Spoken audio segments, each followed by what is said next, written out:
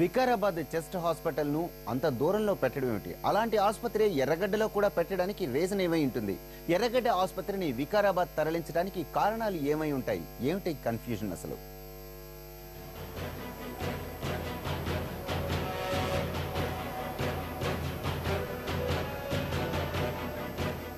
క్షయ ఒకప్పుడు భయంకరమైన వ్యాధి.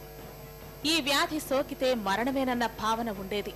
అంటువ్యాధి కావడంతో వ్యాధిగ్రస్తుణ్ణి ఇంటి నుంచి వెలివేసేవారు. అవసరమైతే ఊరు నుంచి కూడా వెళ్లగొట్టేవారు. హైదరాబాద్ స్టేట్ ను నిజాం నవాబులు పాలిస్తున్న సమయంలో క్షయవ్యాధి ప్రబలింది. అదే సమయంలో అనంతగిరి ప్రాంతాల్లో వేటకు వచ్చిన నిజాం నవాబు అక్కడి వనమూలికలు, ఔషధ మొక్కలు, స్వచ్ఛమైన గాలిని చూసి క్షయవ్యాధికి దవాఖానా కట్టిస్తే బాగుంటుందనే అభిప్రాయానికి వచ్చాడు.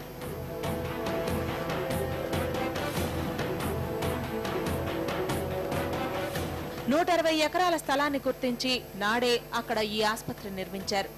అనంతగిరిలో వందల సంఖ్యల వనమూలికల చెట్లు ఉన్నందున ఆ చెట్లగాలి నుంచే ఈ క్షయవ్యాధి సగం తక్కువయ్యేది.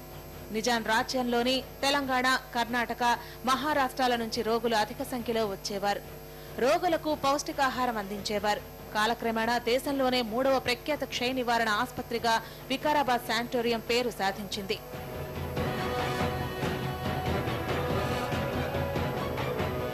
వైద్య పరిజ్ఞానం పెరిగిన నేపథ్యంలో క్షయరోగాన్ని సమూలంగా నిర్మూలించే మందులు, చికిత్సా విధానాలు అందుబాటులోకి వచ్చాయి. మారిన కాలమాన పరిస్థితుల్లో ఆసుపత్రికి వచ్చే రోగుల సంఖ్య బాగా తగ్గిపోయింది. ఇప్పుడు ఈ దుస్థితికి చేరింది.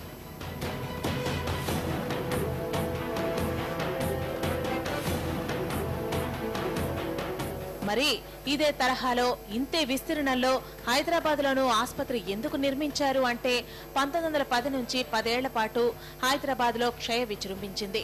1880లో నవాబ్ ఫక్రుల్ ముల్క్ తన కుమార్తె ఎర్రన్నుమా పేరిట ఎర్రగడ్డలో ఓ భవంతి నిర్మించారు. ఎర్రన్నుమా ప్యాలెస్ అనే ఈ భవంతినే క్షయ ఆసుపత్రి కోసం ఇచ్చేశారు.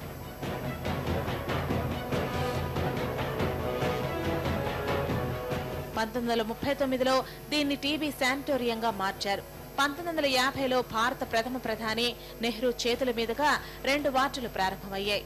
1997లో దీనికి జనరల్ హాస్పిటల్ హోదా కూడా దక్కింది. కానీ దీనిలో ఉన్న అనేక శాఖలు ఉస్మానియా, గాంధీలకు తరలించడంతో ఇక్కడికొచ్చే రోగుల సంఖ్య కూడా తగ్గిపోయింది. ఇటు ఎర్రగడ్డతో పాటు వికారాబాద్ హాస్పిటల్ కూడా రోగులు లేక అల్లాడే పరిస్థితి తలెత్తింది.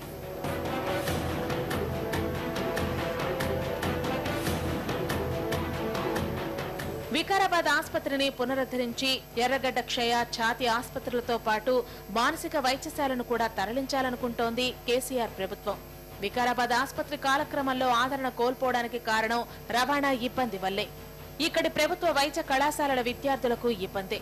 వికారాబాద్ ను తరలించడం వల్ల రోగులు, వైద్యులు, వైద్య విద్యార్థులు వికారాబాద్ ఆసుపత్రిని వెతుక్కుంటూ వెళ్లాల్సి ఉంటుంది. సిబ్బంది నిరసనలకు కారణమవుతోంది.